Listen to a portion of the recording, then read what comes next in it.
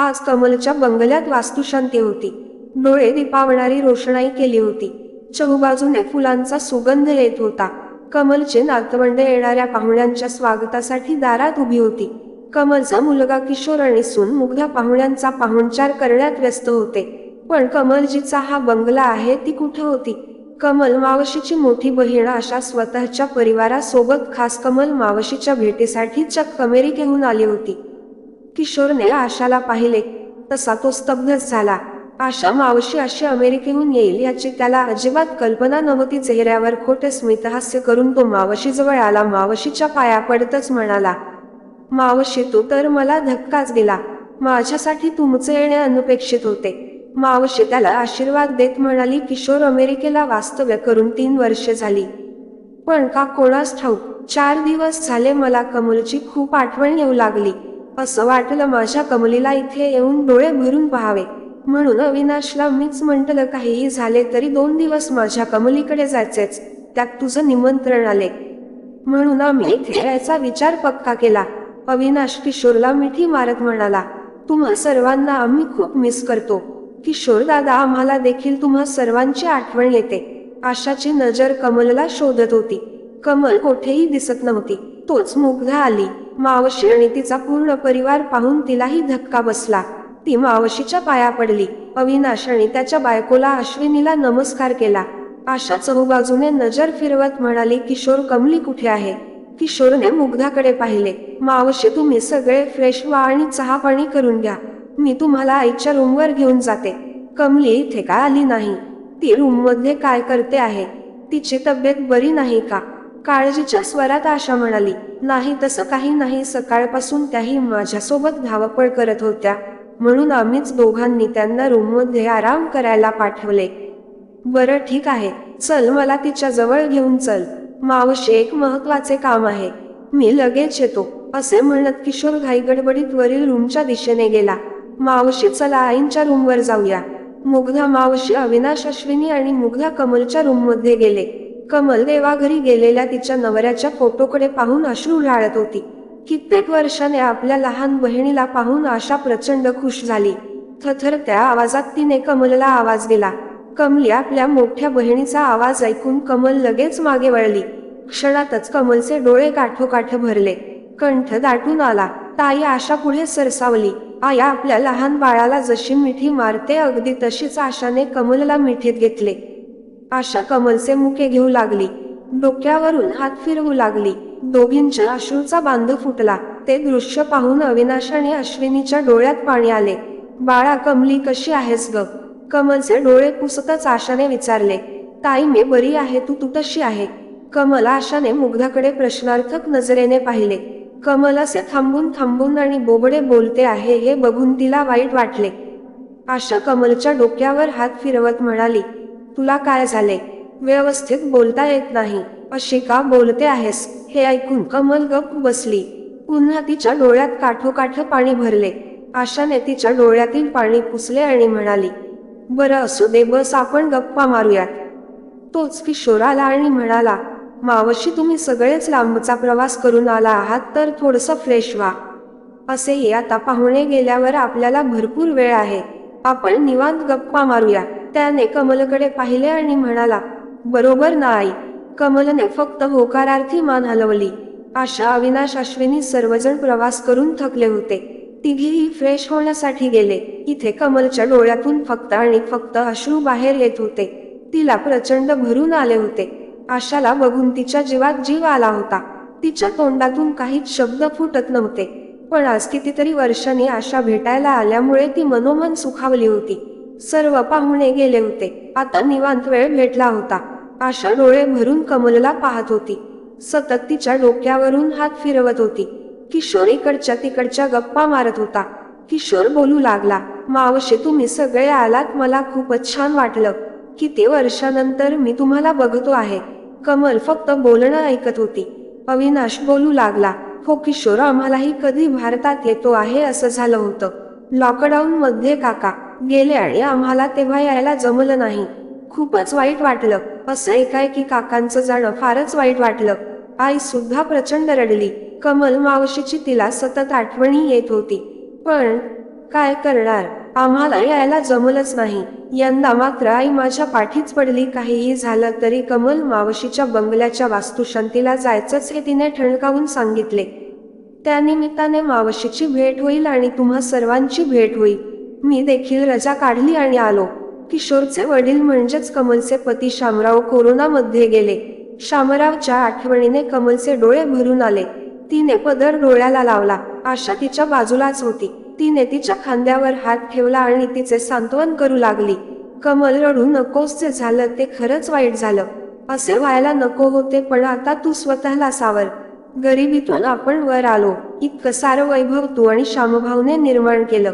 कमल फक्त रडत होती आणि त्यात बहिणीचा सहवास लाभल्यामुळे आज तर हुंदके थांबत नव्हते.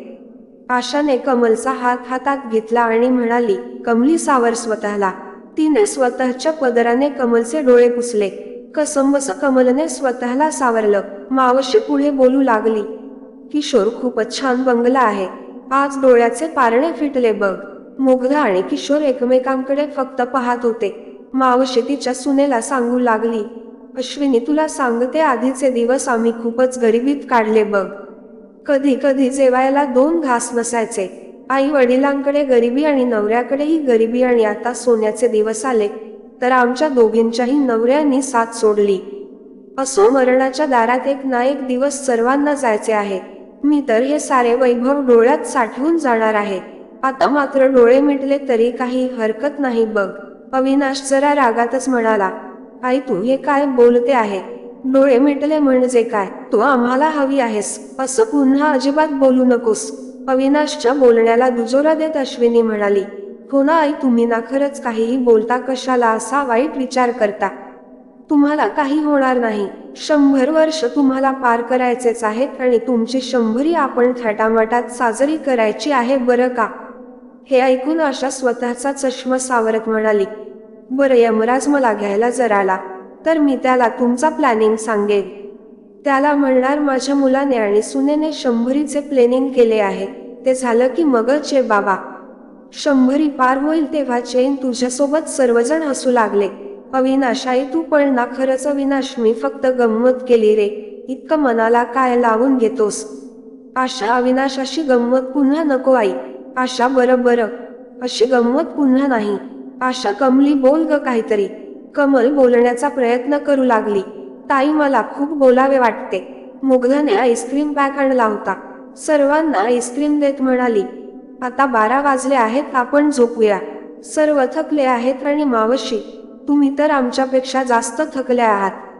घड्याळाकडे पाहिले, खरंच 12 वाजत आले होते. मुग्धा, खरं तर मी खूप थकले आहे, पण कमलीला आणि तुम्हाला पाहून माझा थकवा क्षणात गायब झाला बघ. कमलच्या पाठीवर हात फिरवत म्हणाली. आशा मावशी 70ला पोहोचली तरी ठणठणीत होती, पण कमल मात्र आशापेक्षा लहान असून जरा जास्तच अशक्त झाली होती.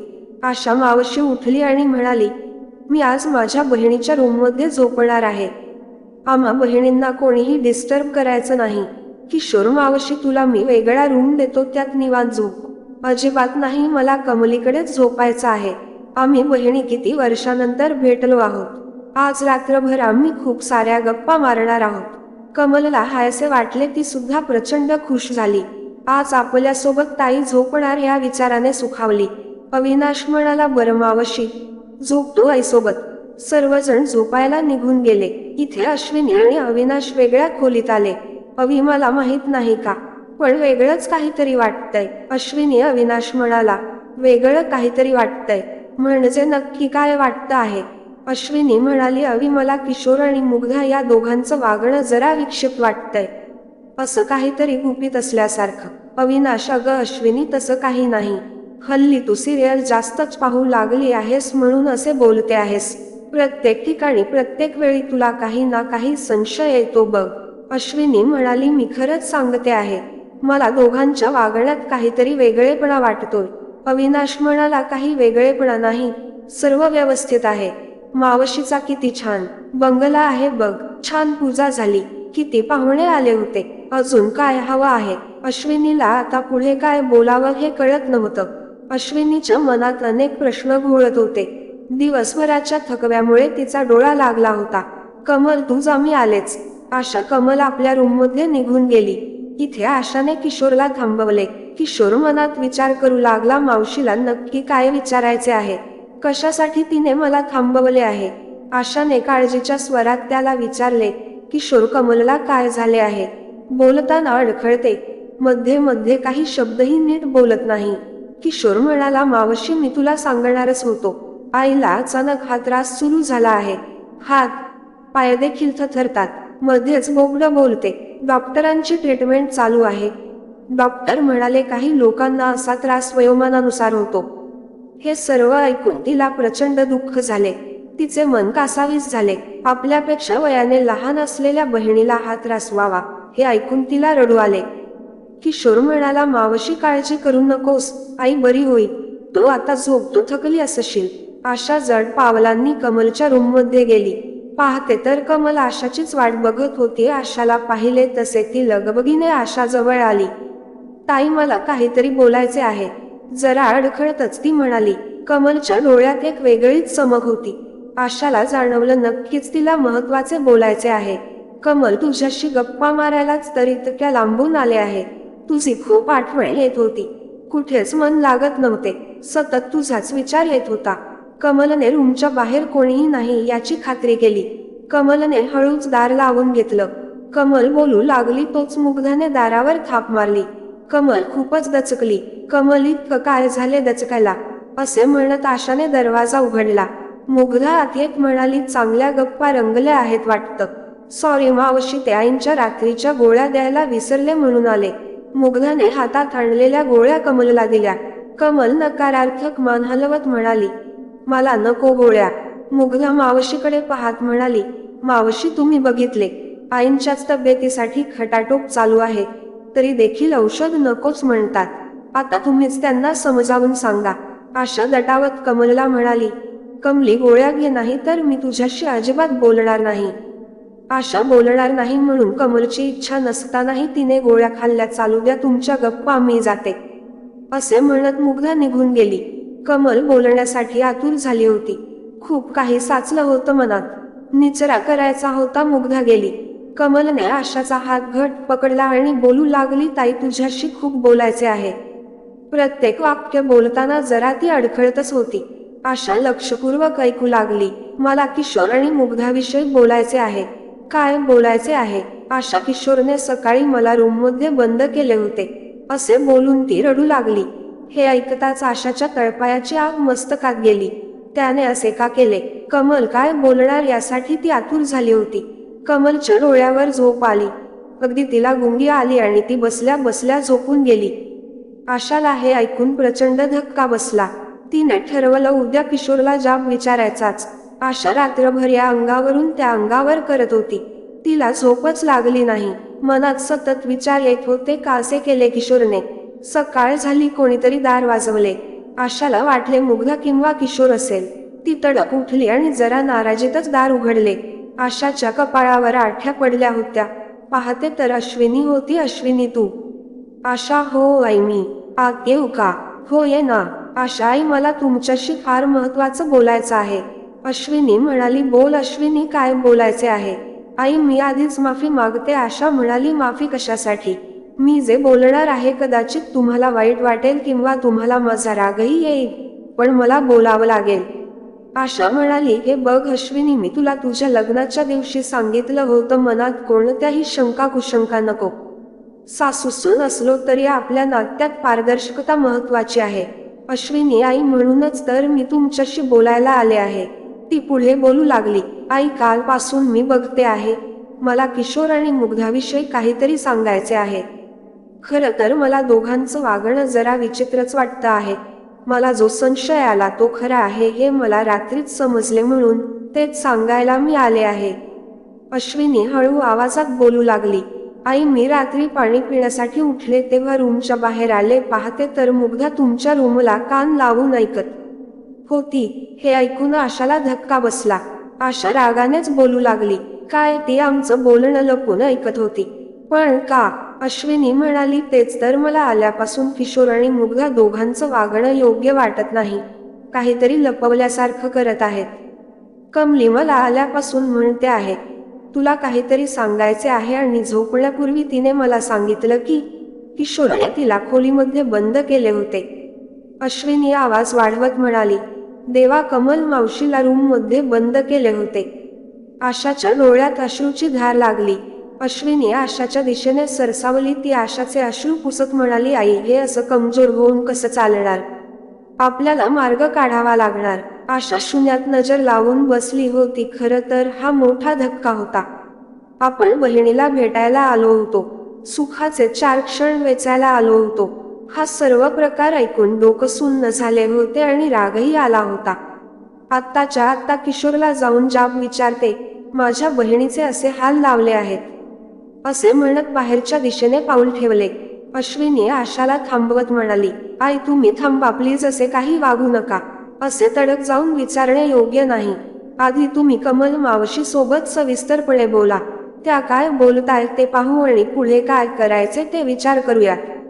तू बरोबर बोलते आहेस अश्विनी, आधी मी कमलला विचारते आणि मग काय करायचे ते बघू. तितक्यात किशोर आला. म्हणाला, मावशी झाली का झोप? आशाला तर किशोरचा प्रचंड राग आला होता. त्याच्याशी बोलू वाटत नव्हते, तरी आता उगाच बोलायचं म्हणून ती निर्विकार चेहऱ्याने म्हणाली, हो, झाली झोप. आई अजून झोपली आहे, म्हणत तो कमलला उठवायला गेला. त्याने कमलला हलवले तशी ती उठली. किशोरला पाहिले तसे तिने तोंड पाडले. काय आई, किती झोपायचे, उठवलं म्हणून रागावलीस की काय? किशोर, अश्विनी आणि आशा आता बारकाईने लक्ष देऊ लागल्या होत्या. कमलला उठवलं म्हणून ती नाराज नव्हती, तर किशोरवर आधीपासूनच नाराज होती असे वाटत होते. अरे वा, सर्वच इथे आहेत. चला, नाश्ता तयार आहे, आपण सर्वजण नाश्ता करूया. मुग्धा प्रसन्न चेहऱ्याने आत येत म्हणाली, हो, आम्ही आवरून लगेच येतो. अश्विनी डायनिंग टेबलवर अनेक पदार्थ ठेवले होते. मुग्धाने स्वयंपाकीण ताईकडून बरेच पदार्थ केले होते. चकचकीत ताट, चमचे, ग्लास सर्व पद्धतशीर मांडले होते. अश्विनी, अविनाश, कमल, आशा सर्वजण आले. मुग्धा सर्वांना वाढत होती. तोच कमलच्या हाताचा धक्का लागून पाण्याचा ग्लास खाली पडला. सर्व पाणी टेबलवर आणि फरशीवर पडले. मुग्धाला प्रचंड राग आला. ती रागाने म्हणाली, 1000 वेळा सांगितलं आहे तुम्हाला, पाण्याचा ग्लास लांब ठेवत जा म्हणून. तोच ते भानावर आली. सर्वजण आपल्याकडे पाहत आहेत हे लक्षात येताच तिने सूर बदलला. खरं तर ती कमललाच चिडून बोलली होती, पण स्वयंपाकीण बाईला आवाज देत म्हणाली, 1000 वेळा सांगितले आहे तुम्हाला, पाण्याचा ग्लास दूर ठेवत जा म्हणून, पण तरी तुम्ही ऐकत नाही. तुम्हाला माहित आहे ना, आईच्या हाताचा धक्का लागून हातातून वस्तू पडतात. हा प्रसंग पाहून सर्वांनाच मावशीसाठी वाईट वाटले. नाश्ता झाला. सगळे गप्पा मारत बसले होते. मुग्धाने किशोरला आवाज दिला. किशोर गेला. इथे आशाने कमलकडे विषय काढला. कमल, रात्री तू काय सांगत होतेस? किशोरने तुला खोलीत बंद केले होते म्हणून. कमलच्या डोळ्यातून घळाघळा अश्रू वाहू लागले. कमल बोलू लागली, ताई, मी माझे दुःख कधीच तुला सांगितले नाही, कारण तुला वाईट वाटेल. आता मात्र सहन होत नाही. वयोमानानुसार मला त्रास सुरू झाले आहेत. माझे शरीर मला साथ देत नाही. हात पाय थरथरतात. माझ्या पतीनंतर सर्वात जवळ कोणी होतं तर माझा मुलगा किशोर, पण त्याला आता मी नको आहे. त्याला मी जण झाले आहे. तो मला म्हणाला आहे तो माझ्याकडे लक्ष देऊ शकत नाही. काय असं म्हणाला तो? आशाताई, तो असंच म्हणाला. कमल पुढे बोलू लागली, मी मान्य केले त्याला माझ्यासाठी वेळ नाही, पण त्याचे वागणे पहिल्यासारखे राहिले नाही. माझ्याशी नेहमी चिडून बोलतो, नेहमीच झिडकी देऊन बोलतो, माणसांसमोर चांगलं वागतो आणि पाठी तुटकपणे वागतो. मी नेहमीच त्याचा चांगला विचार केला. त्याच्या सुखात माझे सुख शोधले. त्याच्या मुलांना सांभाळायला, मुग्धाला नोकरीला जाता यावे म्हणून मी राजीनामा दिला. आयुष्यभर फक्त त्याच्या आणि त्याच्या संसाराच्या सुखासाठी झटले, पण मला त्या बदल्यात अशी वागणूक मिळेल असे कधीच वाटले नव्हते. कमल रडू लागली. कानात कोणीतरी गरम तेल ओतत आहे असेच काहीसे आशाला झाले. अश्विनी आणि अविनाश दोघेही हे सर्व ऐकून शॉक झाले होते. कमल पुढे बोलू लागली, त्या दिवशी वास्तुशांती होती. मी फार खुश होते.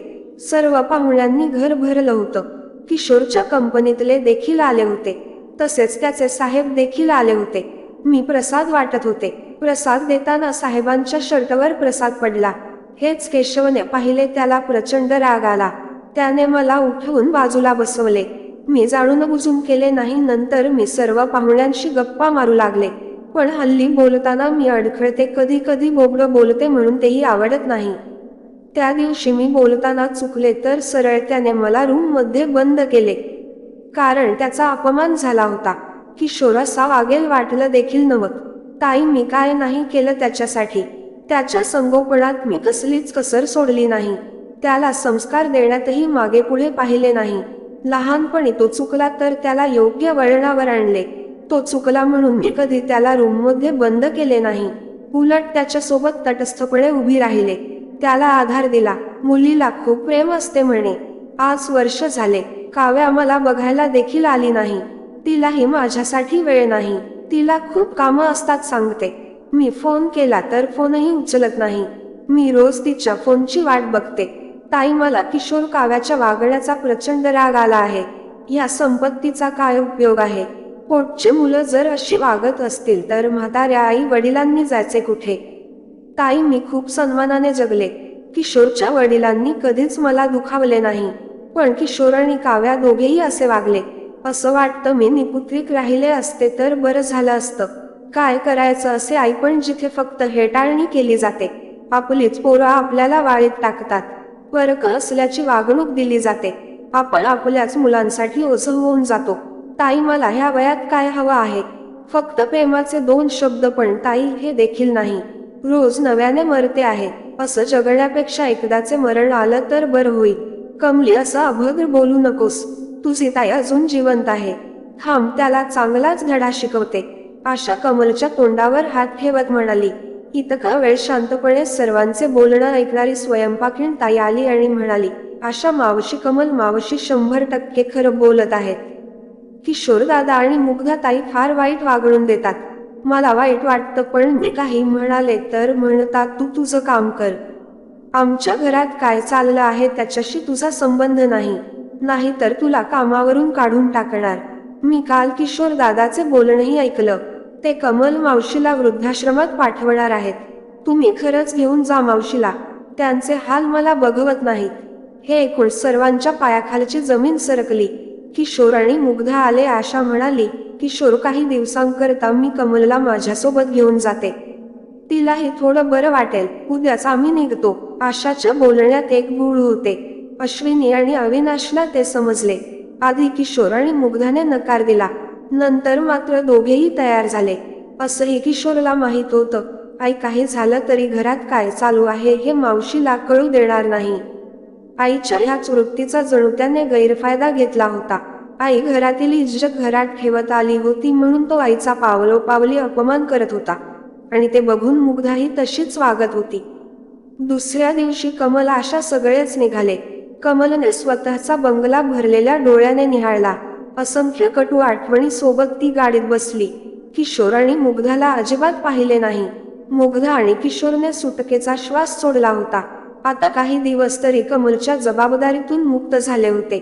जशी गाडी नजरेआड झाली तशी मुग्धा किशोरला म्हणाली, आईला वृद्धाश्रमात पाठवायचे आहे. तेथील साहेबांना सांगा, त्या अमेरिकेहून आल्यावर येतील. किशोरने लगेच फोन लावून सांगितले. आशा कमलला घेऊन खरंतर अमेरिकेला न जाता तिच्या गावच्या घरी गेली होती. काहीतरी महत्वाचे काम करायचे होते. त्या कामात अविनाश, अश्विनी मदत करणार होते. 10 दिवस झाले. किशोरने मावशीला फोन लावला आणि म्हणाला, मावशी, आईला कधी पाठवते आहे घरी? लवकरच. आशा, ठीक आहे, मला जरा काम आहे मावशी, नंतर फोन करतो. किशोरने वृद्धाश्रमात फोन लावून आई थोड्याच दिवसात येईल असे सांगितले. कमलवर जीवापाड प्रेम करणारी बहीण असं सहज कसं निघून गेली? तिने राग गिळला होता का आणखी काही कारण होते? किशोरचा वाढदिवस होता. त्याच्या अनेक मित्र मैत्रिणींनी शुभेच्छा दिल्या होत्या. बेल वाजली. कुरिअरने पत्र आले होते. कमलचे पत्र होते. प्रिय किशोर, तुला वाढदिवसाच्या खूप खूप शुभेच्छा. मी अमेरिकेला गेलेच नाही. मी ताईसोबत गावी आहे. तुला एक गिफ्ट द्यायचे आहे. एक नोटीस पाठवली आहे, वाच. श्रीमती कमल यांचा बंगला आणि सर्व प्रॉपर्टी आश्रमाला दान करण्यात येत आहे. त्याच्या डोळ्यासमोर अंधारी आली. मी असा निर्णय घेणे तुला पटलेच नसावे. तुला काय वाटलं? मी मावशीला काहीच सांगणार नाही. तुझं रुक्षपणे वागणं, तू जसा माझ्याशी वागला ते सर्व काही मी सांगितले आहे. झाकली मूठ 1.25 लाखाची म्हणतात ते बरोबर आहे, पण आपल्या गळ्यापर्यंत पाणी आलं आणि नाका तोंडात पाणी जायला लागलं की माणूस हातपाय मारतोच. तू खूप दुखावलं आहेस मला. एक वेळ मुग्धाचे वागणे विसरू शकते, पण तुझे वागणे अजिबात नाही. तू तर माझा पोटचा गोळा होतास ना. तू काय कर्तव्य पार पाडलेस? उलट वडिलांच्या कमाईवर फक्त मजा मस्ती करत राहिलास. किशोर, मी आई म्हणून माझी सारी कर्तव्य पार पाडली, पण तू तर माझ्याशी साधं माणुसकीने देखील वागला नाहीस. ह्या काळात मला तुझ्या आधाराची खूप गरज होती आणि तूच मला वृद्धाश्रमात पाठवायला निघालास. खूप ओझ झाली होती का रे तुझ्या डोक्यावर? तू लहान होतास तेव्हा म्हणायचा, आई बाबा मोठेपणी मी तुम्हा दोघांना सांभाळणार, मन भरून यायचे. तुझा खूप आधार वाटायचा. ही अपेक्षा म्हाताऱ्या आई वडिलांनी मुलांकडून करणं चुकीची आहे का? बरं, हे चुकीचे असेल तर मग म्हाताऱ्या आई वडिलांनी जायचं कुठे? आयुष्यभर मेहनत करून थकलेल्या जीवांनी आधार शोधायचा कुठे? वृद्धाश्रमात. खूप सोपा उपाय निवडलास मला दूर करायचा. तुझ्या मनाला काहीच वाटलं नाही का? दुधातून माशी काढावी, अगदी तसंच तू मला तुझ्या आयुष्यातून बाजूला काढायला निघालास. माझ्यासाठी तुझ्याकडे 5 मिनिटही वेळ नव्हता. माझा आत्मसन्मान वेळोवेळी पायदळी तुडवलास. किशोर, तुला सांगायचं राहून गेलं. तुझ्या वडिलांनी शेवटचा श्वास चालू असताना माझ्याकडून वचन मागितले होते. माझ्यानंतर तुझी प्रॉपर्टी शेवटपर्यंत तुझीच राहिली पाहिजे. मी त्यांना वचन दिले होते, पण मनाला वाईट वाटत होते. त्यांनी तुझ्यावर अविश्वास दाखवला. जेव्हा प्रॉपर्टीच्या कागदावर मी सही द्यायचं नाकारलं तेव्हा तुझं वागणं अचानक बदललं. तुझे वडीलच बरोबर होते. माझ्यापेक्षा 4 पावसाळे त्यांनी जास्त पाहिले होते. त्यांना ह्या दुनियेचा अनुभव होता. माणसं ओळखायला त्यांना चांगलंच जमायचे. आईपणाची मायेची पट्टी डोळ्यावर घट बांधली होती. तुझ्या प्रेमापोटी आंधळी झाले होते. ती पट्टी तू तुझ्या वागण्याने दूर केलीस. ह्याच दिवशी तुझं माझ्याशी नातं जोडलं होतं. आज मी हे नाते तोडते आहे, मुक्त करते आहे तुला ह्या ओझ्यातून. किशोर, आता तू माझा मुलगा नाही. तुझा मार्ग मोकळा आहे. लवकरात लवकर माझा बंगला खाली कर. तुझीच नसलेली आई. किशोर डोक्याला हात लावून मटकन खाली बसला. आई असे काही करेल त्याला स्वप्नातही वाटलं नव्हतं. डोक्याला हात लावून बसलेल्या किशोरला पाहून लगबगीने मुग्धा आली. तिने हातातील पत्र घेतलं आणि सारं काही वाचलं. ती देखील डोक्याला हात लावून बसली. काही महिन्याने कमलच्या बंगल्याच्या बाहेर एक फलक लावला होता, कमल वृद्धाश्रम वेळ नात्यांची. आश्रमाच्या समोर बाकड्यावर बसून कमल आणि आशा दोघी आश्रमातील अशा मजबूत नात्यांना पाहत होत्या, ज्यांची वीण आधाराच्या प्रेमाच्या मायेच्या बंधनाने गुंफली होती. ते नातं रक्ताचे नव्हते, पण तरीही कमलसाठी तेच सर्वस्व झाले होते. कारण ते नातं स्वार्थाने नव्हे तर प्रेमाने, मायेने गुंफले होते. कमल शेकडो वृद्धांची आधार झाली होती. पोटच्या पोरांसोबत नात्याची वीण जरी सैल झाली असली तरी तिने असे अनेक नातं घट जोडले होते, जे तिचे साथ कधीच सोडणार नव्हते. तर मित्र आणि मैत्रिणींनो, कमलताईने जो निर्णय घेतला तो योग्य होता की अयोग्य, नक्की कळवा. स्टोरी चांगली वाटली असेल तर व्हिडिओला लाईक आणि चॅनलला सबस्क्राईब करा, कारण तुमचा एक सबस्क्राईब माझ्यासाठी 1 लाखाचा आहे.